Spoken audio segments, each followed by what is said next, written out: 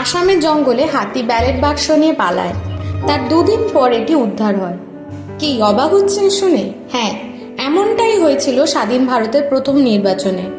তখন এখনকার মতন ইভিএম ছিল না, ভোট দেওয়ার জন্য ছিল ব্যালট বাক্স। 1951-52 সালে বিশ্বের সবচেয়ে বড় গণতন্ত্রের পরীক্ষা হলো স্বাধীন ভারতের প্রথম নির্বাচন। তবে বিষয়টা এতটা সহজ ছিল না। বেশ কিছু সমস্যার সম্মুখীন হতে হয় সরকারকে। প্রথমত, 85% ভোটার ছিল নিরক্ষর, তাই নির্বাচনী প্রতীক সিস্টেম চালু হয়।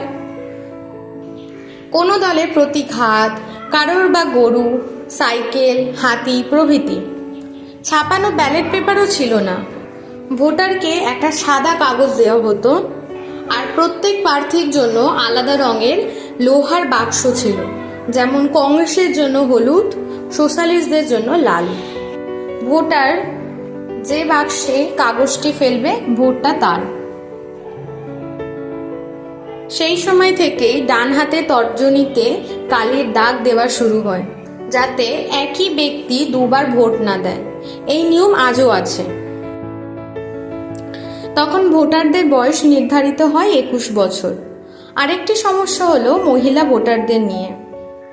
মহিলাদের ঘোমটা বা বোরখার কারণে ভোটার চিহ্নিত করা মুশকিল, তাই মহিলা অফিসার নিয়োগ করে ঘোমটার ভেতর থেকে মুখ দেখে ভোটার চিহ্নিত হলো। দেশভাগের পর 1.7 কোটি উদ্বাস্তু। কিভাবেই বা নাম তোলা হবে? সিদ্ধান্ত নেওয়া হয় বাড়ি বাড়ি গিয়ে নাম তোলা হবে। মানুষও নিরক্ষর, ভোট দেওয়ার গুরুত্ব তারা অনুধাবন করতে পারছে না।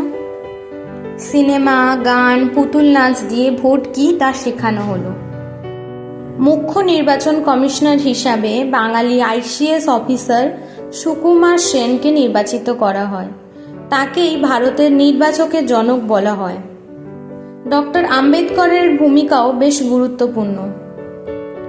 নির্বাচন কমিশন তৈরি, প্রাপ্তবয়স্ক ভোটাধিকার, SC/STদের সংরক্ষিত আসন প্রভৃতি বিষয়ে তার ভূমিকা ছিল প্রধান। ঠিক হলো হিমাচলে তুষারপাতের আগে 25শে অক্টোবর 1951 সালে কিন্নারে প্রথম ভোট হবে। শ্যামশরণ নেগি হলেন প্রথম ভোটার। ব্যালট বাক্স নিয়ে যাওয়া হলো হাতির পিঠে নৌকায় করে। 25শে অক্টোবর 1951 থেকে 21শে ফেব্রুয়ারি 1952 পর্যন্ত ভোটের পর্ব চলেছিল। ফল ঘোষণা হয় 1952 মার্চ এপ্রিলে। 364টি আসন পেয়ে স্বাধীন ভারতের প্রথম নির্বাচিত প্রার্থী হলেন জওহরলাল নেহেরু। বাংলায় শ্যামাপ্রসাদ মুখার্জি জনসংঘ থেকে জিতলেন। তবে তখন কংগ্রেসের প্রতীক ছিল জোড়া বলদ। 1952 পর ইন্দিরা গান্ধী হাত প্রতীক নেন। তাহলে ইভিএম এর পরিবর্তে হাতের পিঠে ব্যালট বাক্সের গল্প বেশ মজার কিনা? এরকম আরও অজানা তথ্য জানতে সাবস্ক্রাইব করতে ভুলবেন না। ভালো লাগলে লাইক, শেয়ার, কমেন্ট করুন। ধন্যবাদ।